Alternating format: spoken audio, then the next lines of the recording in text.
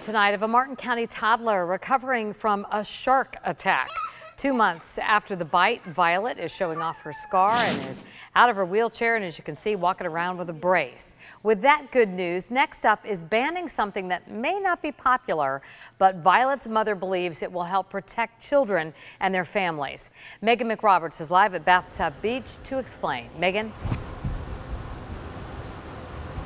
Well, Kelly, still that little girl Violet has not been brought back here to Bathtub Beach since that shark bite. Her mother says when that happened, there were people right offshore fishing, and they were using a meat that her mother believes attracted a shark toward that little girl. Now that mother is doing more to try to change local laws and make Bathtub Beach for swimmers only.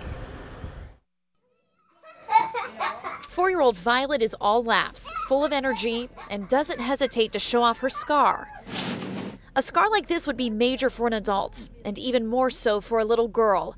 But doctors and her mom are happy with her progress. But there's still one big change Jessica Veach is fighting for. They shouldn't be spearfishing or fishing from shore at a family beach like that. She talked with her attorney, who said they won't be able to sue the fishermen who Jessica believes attracted the shark toward the beach. They've never come forward, and lifeguards said they didn't see it. They put chunks of meat on a big hook, and then they throw it out in the water. And bringing sharks into an area where they are predominantly families with small children. So now she's putting her faith in Martin County commissioners. In a letter, Jessica urged them to ban spearfishing at Bathtub Beach and possibly other public beaches. They could be spearfishing on the reef and then bringing their kill in through the swimming area, because there's no rules against that. Other parents sent letters as well with the same message. Jessica hopes it makes their favorite beach a little safer. You know, there's plenty of other waterfront real estate where these people can engage in these activities without putting the public in danger. Now, Jessica says she also learned this month that her daughter Violet will likely need up to 2 years of physical therapy and doctor's visits. She's also working to set up a meeting with Congressman Brian Mast to see if there is broader legislation here to be considered. Reporting live in Martin County, I'm Megan McRoberts, WPTV News Channel 5. The local police union president says he is outraged by allegations that the Riviera Beach police chief, Clarence Williams, made against his own men and women during a news conference yesterday. Chief Williams alleged some of his officers endangered the lives of babies by not responding to calls on time, tipped off drug dealers, got arrested in neighboring jurisdictions, and abused sick time, but he did not provide any specifics. All of this after Riviera Beach officers voted overwhelmingly that they do not have confidence in their chief. Much of this has to do with an investigation after the city manager there was suddenly fired. The chief and his lawyers say he had nothing to do with that. Chief Williams attended an invitation-only meeting at Hearst Chapel on September 28th, in which a group discussed ways to keep the city manager out of office. So it's very interesting, that whole press conference, that the chief held the press conference, but yet he hasn't spoken to us yet. We haven't had a meeting. So we have to learn where he is on these issues through media. A city in turmoil, the chief's lawyers say. Again, he's not tied to the city manager's ouster, and the mayor had been asking the chief for a one-on-one meeting for a week now. He cannot fire the chief, but he has the power to suspend him. He says he wants to have that meeting with the chief before making any decisions. And we've put together a special section on WPTV.com. As we continue our investigation, you'll find our reports dating back nearly 1 month when we first covered the firing of city manager Jonathan Evans. After complaints by the firefighters union, St. Lucie County's fire chief will retire effective immediately. Buddy Emerson had planned to retire at the end of February. The union had taken a recent vote of no confidence against Emerson. They said he put firefighters at risk during Hurricane Irma. But the outgoing chief said he leaves with his integrity intact. What I had hoped is that I would take the tough times for them, the tough decisions for them, knowing my time was limited, and then leave. Part of our strategic initiatives here is internal communications, and we're going to focus on that right now moving forward. District Chief Nate Spera was named interim chief by the Fire District Board. A defendant in a 2-year-old murder case has filed a motion to be the first known use of the new Stand Your Ground law, which makes it easier for defendants to prove they had to use force to defend themselves. Back in April of 2015, Jupiter police say David Harris, along with 2 others, beat Onesime Marcelino Lopez Ramos to death. Police say that killing was premeditated and the men were looking to, quote, kill a Guatemalan. Andrew Lofholm spoke to our legal analyst about the application of this controversial law, and he's live now from the courthouse where Harris appeared before a judge today. Andrew? It's important to note here that there are 3 men charged with murder, but only 1 are trying to use that controversial Stand Your Ground law. Now, if the judge agrees, that murder charge for that man could be thrown out. In a motion filed recently in Palm Beach County Court, the lawyer for David Harris argued his client defended himself and his brother, Jesse Harris. This is the first motion that I know that will be litigated since the change in the law. Michelle Suskauer is our legal analyst. This law was codified from what's called the castle doctrine, which is that you have a right to defend yourself in your own home or your castle. On April 18, 2015, Jupiter police say Onesime Marcelino Lopez Ramos was killed outside his home by the Harris brothers and their friend Austin Taggart. Jupiter police say the victim's brother told them he felt uneasy when he saw 3 men approaching the home, so he went to his shed and picked up an axe handle in case he had to defend himself. David Harris is accused of bashing Lopez Ramos in the head with the rock, killing him, saying he was targeting Guatemalans. In the motion, Harris claims the only person armed with a deadly weapon was the victim's brother. The burden then shifts to the state attorney to then prove by clear and convincing evidence against the motion. Now, the 3 men will have 3 separate trials. This Stand Your Ground hearing will happen in December. We're live in downtown West Palm Beach. Andrew Lofholm, WPTV News Channel 5. Are we heading for another imminent algae crisis? Many of you have voiced concerns after noticing murky brown water on our Treasure Coast. All of this after the Army Corps of Engineers began discharging billions of gallons of runoff and Lake Okeechobee water.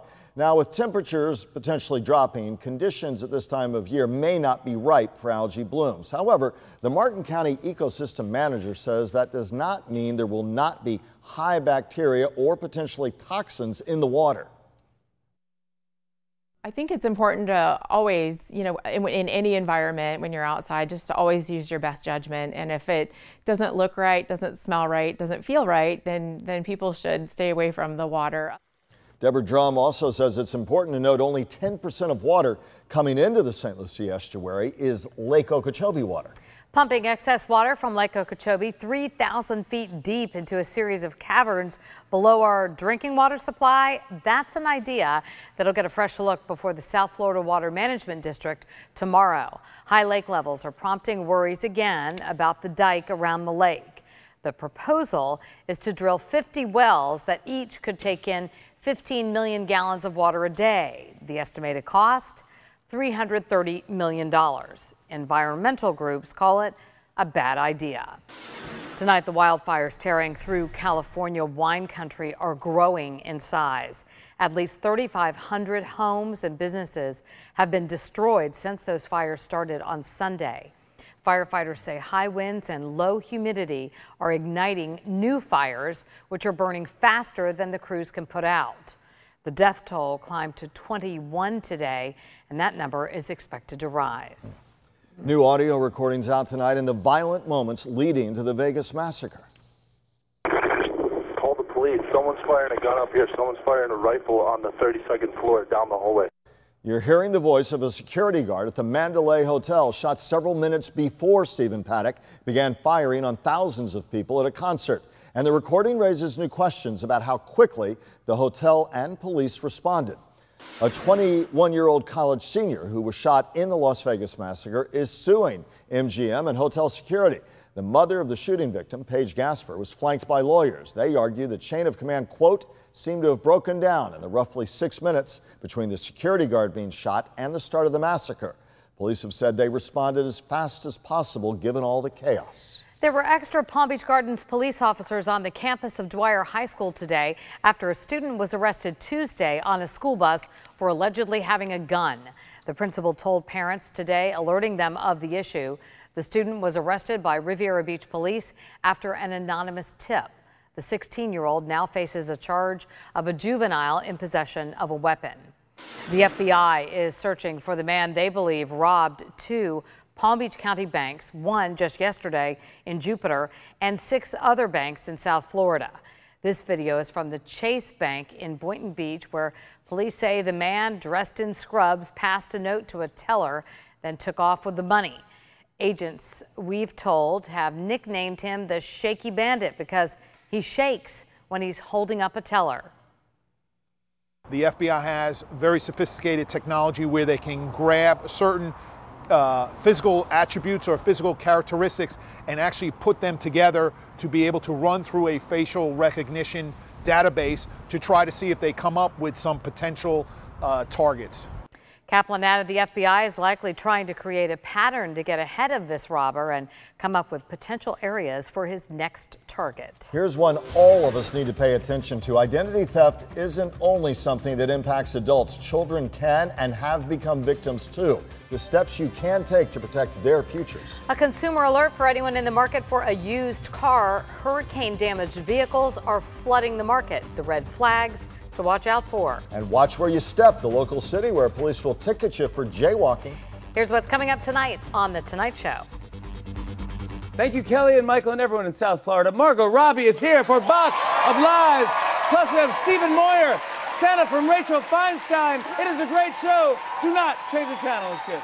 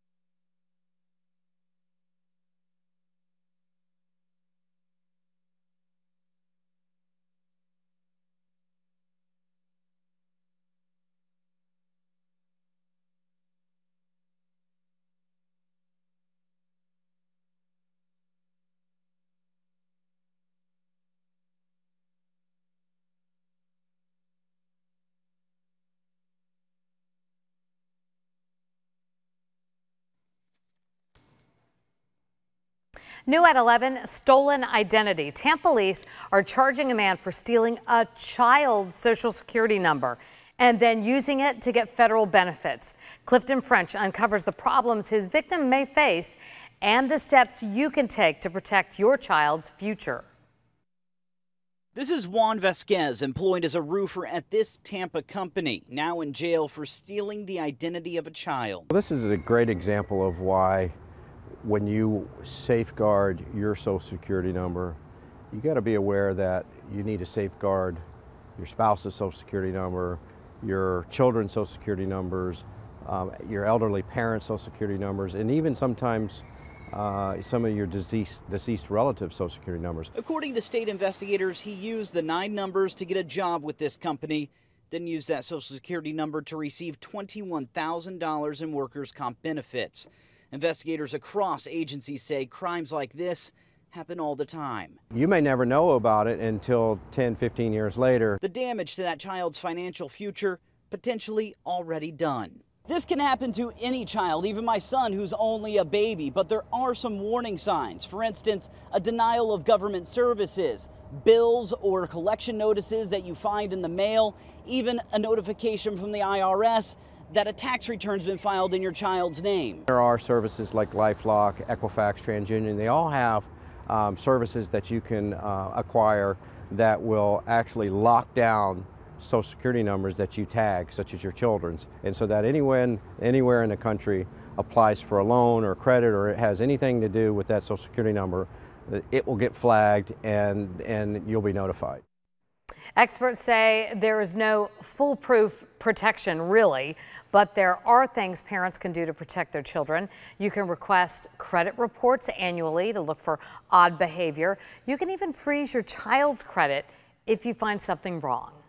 It wasn't so long ago that millions of Floridians were evacuating from Hurricane Irma, and tonight state lawmakers want to protect all the people who lost jobs because they evacuated. And so they filed a bill which would prohibit employers from firing you if you live in a hurricane evacuation zone and did not show up for work or don't show up for work in the future because you have to get to safety. Well, right now, car dealerships are on the lookout for hurricane-damaged vehicles. They're looking for warning signs of water damage. One dealer says people who try and get away with clunkers have become smarter. They try to hide the flaws behind a shiny new paint job, but there's one red flag that cannot be covered up. If a vehicle has been in the flood, yeah, you will notice electrical problems. That stuff's not going to go away.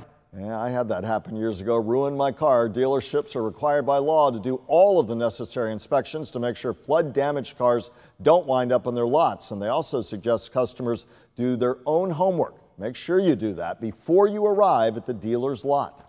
Google says it has fixed an issue with some of its home mini devices. Get this, the bug made those devices record nearly every sound they detected and then send it to Google's servers. Google says, it was an accident, and none of the devices it will release next week to the public has the issue. The holiday hiring season is here, and we're tracking which retailers need help. Target, which recently raised minimum wage to $11 an hour, will hire 100,000 workers. Toys R Us may have just filed for bankruptcy, but still is hiring thousands of seasonal staff. And Walmart plans to offer more hours to its current workers this holiday season. There are job fairs coming up this weekend, and we have all that information posted on a link on our Facebook page. New at 11, you'll want to watch where you walk and bicycle in Delray Beach. Police there will be out talking with drivers, pedestrians, and cyclists about how to safely share the road. And they'll also be giving warning and even traffic citations. Just so you know, a jaywalking ticket costs $64. All right, great night. Near flawless launch for SpaceX tonight. Falcon 9 rocket launch just before 6:53 p.m.